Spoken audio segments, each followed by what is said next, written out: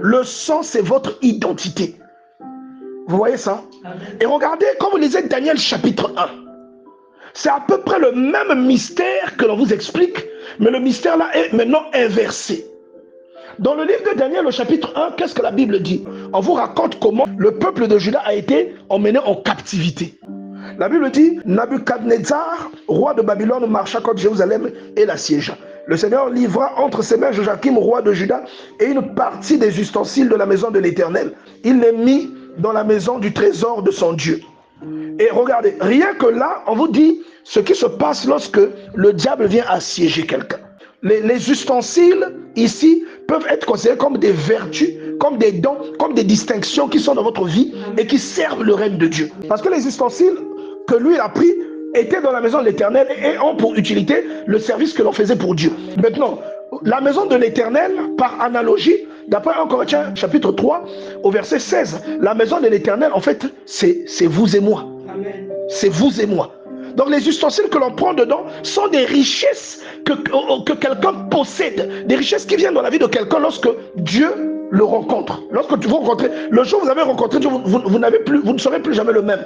Je vous ai souvent parlé de Jacob. Jacob lutte avec Dieu toute la nuit et la preuve qu'il a rencontré Dieu, c'est que quand il sort de là, sa démarche change.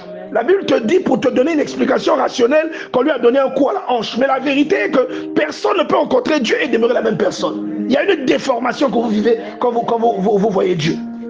Donc quand on parle de la démarche, c'est la conduite.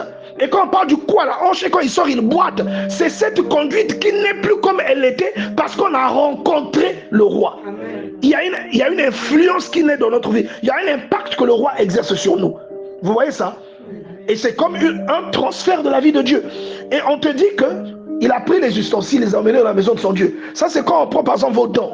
Quand vous voyez la plupart des stars américaines qui chantent le gospel, même nos musiciens ici, c'est des gens qui ont commencé toujours dans la chorale à l'église. Et un beau jour, ils se retrouvent de l'autre côté de l'industrie. Et il y en a qui ont le courage de dénoncer ça, que c'est des pactes, que c'est... Et donc, qu'est-ce qui se passe? Le diable cherche en permanence des gens qui ont l'esprit, c'est-à-dire des gens qui ont une distinction de la part de Dieu. Et ça, vous trouvez ça toujours dans Daniel chapitre 1. Lorsqu'on vous dit que le diable a demandé, je dis le diable parce que par analogie c'est Nabuchodonosor, on dit que Nabuchodonosor avait demandé à ces gens de sélectionner des jeunes gens qui devaient servir Nabuchodonosor.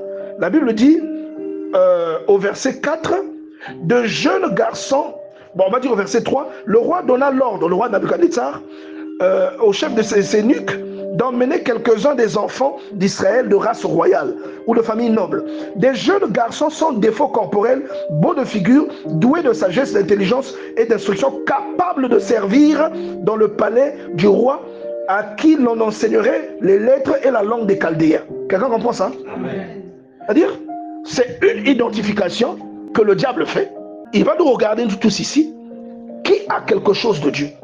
Quand vous parlez de la beauté de ces jeunes garçons-là, ce n'est pas la beauté ici, de façon littéraire, c'est la beauté physique. Mais je vous ai toujours dit que la parole de Dieu a toujours au moins 3 dimensions. Il y a la dimension historique, il y a la dimension littéraire et il y a la dimension allégorique. C'est-à-dire, il y a le sens caché de ce que le message donne. Amen.